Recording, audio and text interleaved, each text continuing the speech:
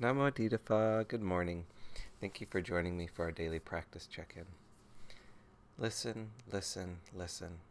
This beautiful sound calls us back to our true home.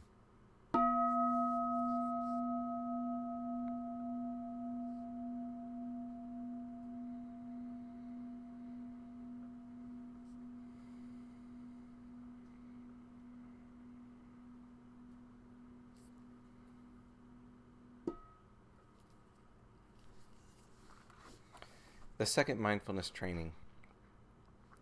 Aware of the suffering caused by exploitation, social injustice, stealing, and oppression, I vow to cultivate loving kindness and learn ways to work for the well-being of people, animals, plants, and minerals. I will practice generosity by sharing my time, energy, and material resources with those who are in real need. I am determined not to steal and not to possess anything that should belong to others. I will respect the property of others, but I will prevent others from profiting from human suffering or the suffering of other species on earth.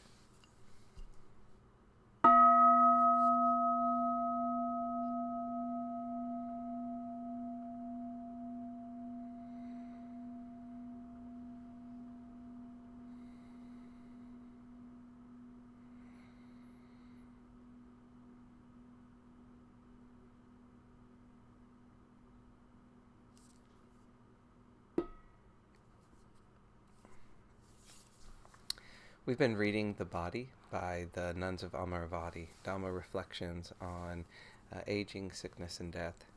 And we're in the Dhamma talk by Ajahn Sundara on old age, sickness, and death. The third reflection is, I am of the nature to die. I will not go beyond dying.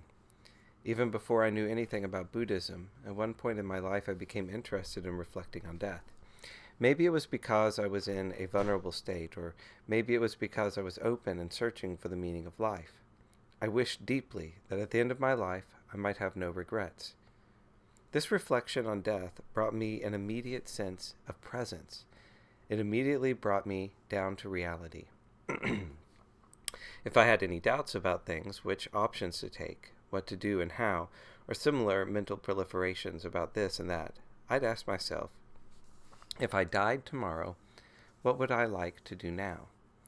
The very powerful effect that had on me was just amazing. My whole body would relax and become very at peace with things. That thought was a great cooling factor. Since becoming a nun, I've seen many people dying, and I've been blessed with seeing some of them dying in wonderful ways.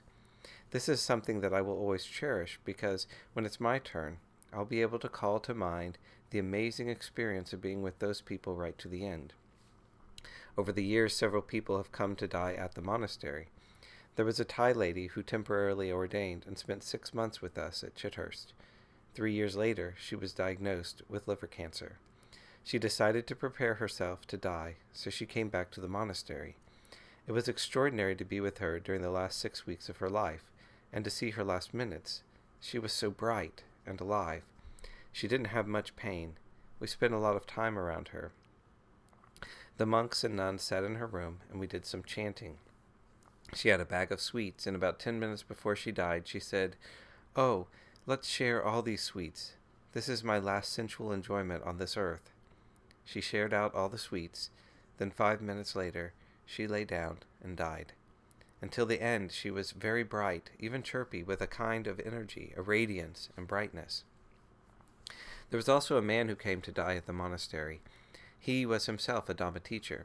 He had taught Dhamma for many years, and he was interested in talking about Metta, so he led a kind of Metta seminar. We studied various texts and reflected on Metta. The next morning, he died. So I've been blessed with witnessing these quite inspiring endings. Our own life is also a preparation for death, isn't it? We live well, so we can die well. The two go together. If we wholeheartedly put all our good energy into living this life, without holding back, being selfish or caught in fear, we will probably find that we will die much more peacefully. That's what I've noticed. When people have lived a good life, they tend to die much more at peace with themselves. Reflection on dying is a way of appreciating our life right now. When we think of death, we can appreciate each present moment as each present moment as a very precious moment. This life is a precious life. This opportunity to learn is a precious opportunity. We may be feeling so many things, a sense of failure, regret for the mistakes we've made in life, and a reaction of righteousness connected with those mistakes. You should have done it this way. Never forgive. Feel bad. Followed by a very quick spiral down into a hell realm. But at that moment you reflect, I may die tomorrow. What is important right now?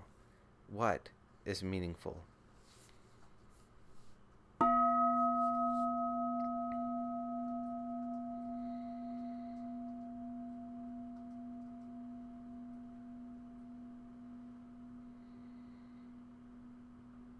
May all beings be well. May all beings be happy. May all beings be peaceful. Sadhu, sadhu, sadhu.